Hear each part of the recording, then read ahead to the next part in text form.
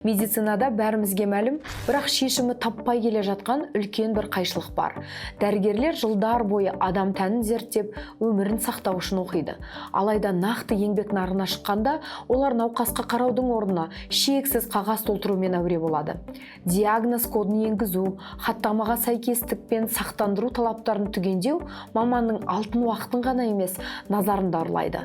Ал осы бюрократиялық лабиринтте жіберілген кішкентай техникалық қате клиника үшін қомақты айыппұлға, ал науқас үшін кеш қойылған диагнозға әкеліп соғуы мүмкін.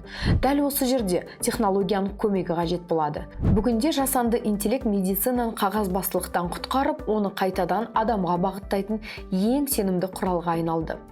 Қазірдің өзінде еліміздегі бір қатар клиникада жасанды интеллект алгоритмдері ең қауіпті ауруларды, инсульт, өкпе және сүт безі қатерлі ерте анықтауға көмектесіп жатыр. Бұрын дәрігер рентген немесе МРТ түсірілімін мұқият қарап, сағаттап талдаса, қазіргі жүйелер медициналық суреттерді санаулы секундта сканерлейді. Ол адам көзі байқай бермейтін кішкентай детальдарды тауып, дәрігерге мына жерге назар аударыңыз деп белгі беріп тұрады.